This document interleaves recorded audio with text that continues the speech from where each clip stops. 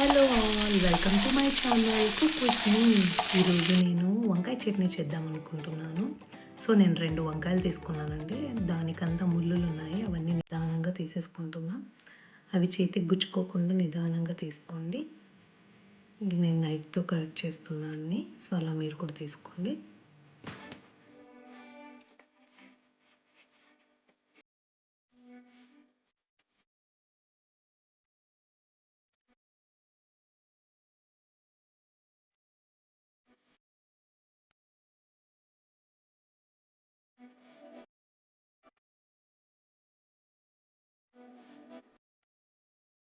ఇప్పుడు నేను వంకాయకి ముళ్ళులన్నీ తీసేసుకున్నాను. సో కొంచెం ఆయిల్ తీసుకొని 2 వంకాయలకి, అంటే మీరు ఎన్నైతే చట్నీ చేయాలనుకుంటున్నారో ఆ వంకాయలకి మొత్తం ఇలా ఆయిల్ని అప్లై చేయండి. అంటే మీకు త్వరగా ఉడుకుతుంది. ఎందుకంటే స్టవ్ మీద డైరెక్ట్గా పెడుతున్నారు కాబట్టి మీరు ఆయిల్ అంటిస్తే కొంచెం త్వరగా ఉడుకుతుంది.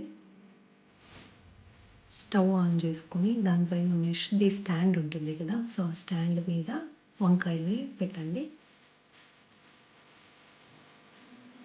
అవి బాగా తిప్పుతూ బాగా ఉడికించుకోవాలి. అది మొత్తం బ్లాక్ కలర్లో అయిపోతుంది. అంతవరకు మనము తిప్పుతూ ఉడికించుకోవాలి.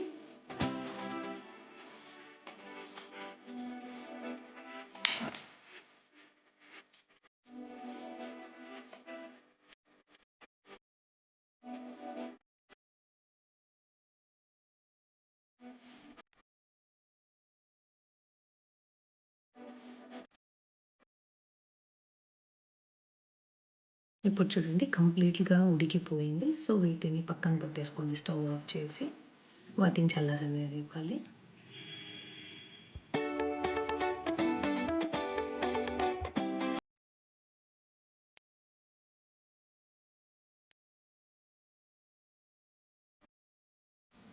ఇప్పుడు మరీ స్టవ్ ఆన్ చేసుకొని ఒక పెనం పెట్టుకోండి. ఆ పెనం మీద కొన్ని పచ్చిమిరపకాయలు, మీకు 4-5 పచ్చిమిరపకాయలు పడతాయి. వాటి కారాన్ని చూసి తీసుకోండి. కొంచెం ఒక టేబుల్ స్పూన్ ఆఫ్ ఆయిల్లో వాటిని వేయగలుగుతాం కొంచెంసేపు. అవి కొంచెం పీసెస్ చేసేసుకోండి పచ్చిమిరపకాయలు, లేదంటే ముఖానికి చిక్కుతుంది. ఇప్పుడు నేను వాటిని పీసెస్ చేసుకుంటున్నాను. ఇలా చిన్న చిన్న ముక్కలుగా కొంచెం స్పూన్ వేసుకుంటాను. ఇలా కట్ చేసుకొని ఇంకొంచెం వేయండి.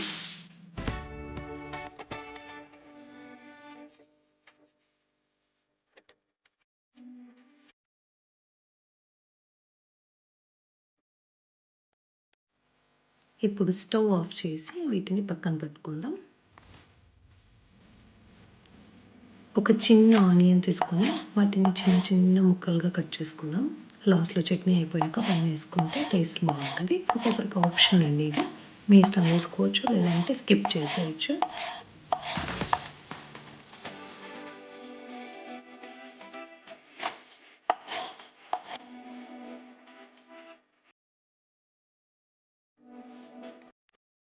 ఇప్పుడు కొంచెం కొత్తిమీర తీసుకొని దాన్ని కూడా చిన్న చిన్నగా కట్ చేసుకోండి.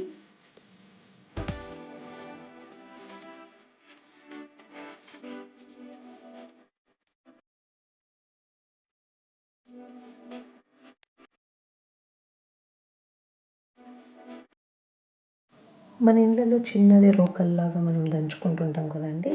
ఇలా దీంట్లో దంచుకుని మిక్సీ కూడా వేసుకోవచ్చు. బట్ ఇలా మనం దంచుకుంటే టేస్ట్ కొంచెం కొంచెం బాగుంటుంది. సో అందుకని ఆ పెనం మీద ఉన్న పచ్చిమిర్చి ప్లస్ అది ఆయిల్ వేసి ఉంటాం కదా, ఆ ఆయిల్ని మొత్తం మీద అలా క్లీన్ చేసేసుకొని వేసుకోండి అందులోనే. నేను కొంచెం రాళ్ళ ఉప్పు వేసుకుంటున్నాను. మీరు మీ టేస్ట్కి తగినంత సాల్ట్ యాడ్ చేసుకోండి. అలానే 6-7 ఆఫ్ గార్లిక్ అండి, ఎల్లిపాయలు వేసుకోండి. దాన్ని ఫస్ట్ మొత్తం మెత్తగా అయ్యేలాగా కొంచెం పేస్ట్ లాగా వచ్చేలాగా దంచుకోండి బాగా.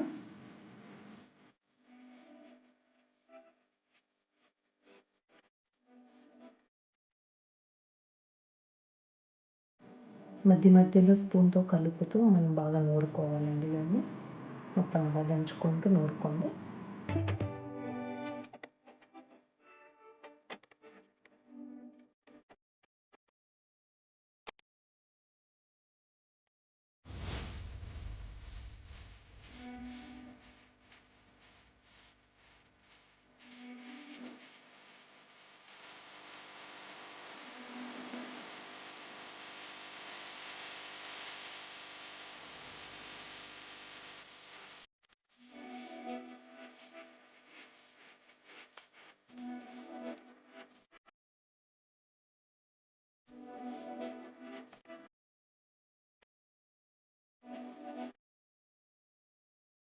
ఇందులో మరీ సన్నగా అవ్వదండి. జస్ట్ కొంచెం అలా పచ్చగా దంచుకున్నా చాలు. మరి మనం ఇప్పుడు వంకాయని కాల్చుకున్నాం కదా! ఆ వంకాయనిది పైనది మొత్తం తీసేసి వాష్ చేసి దాన్ని మొత్తం చూడండి పురుగులు ఏమన్నా ఉన్నాయేమో. సో అదంతా క్లీన్ చేసుకున్న తర్వాత ఇలా రోకలిలో వేయండి దాన్ని కూడా. జస్ట్ అలా మెత్తగా ఒత్తండి.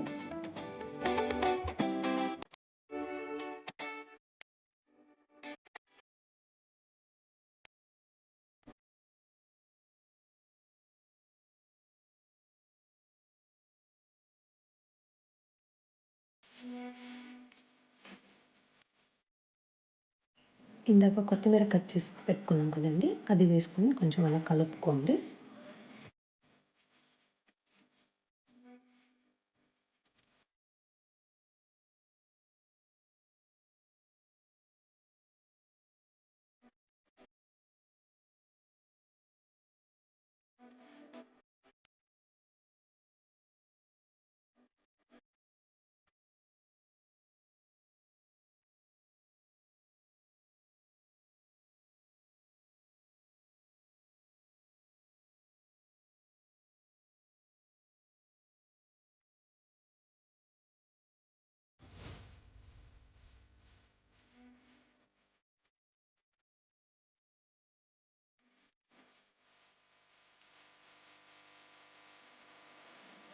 ఇందాక కట్ చేసి పెట్టుకున్న ఆనియన్ ముక్కలు ఉన్నాయి కదండీ!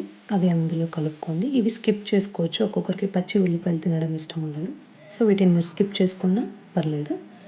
ఆనియన్ అలా వేసుకొని మొత్తం కలిపేసి బౌల్లోకి షిఫ్ట్ చేసుకోండి.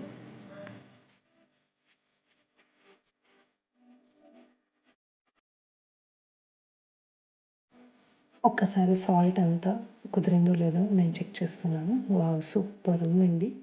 మీరు దీన్ని రొట్టెలో కానీ, వేడి వేడి అన్నంలో కానీ తిన్నారంటే మాత్రం సూపర్‌గా ఉంటుంది. థ్యాంక్స్ అండి. Thanks for watching.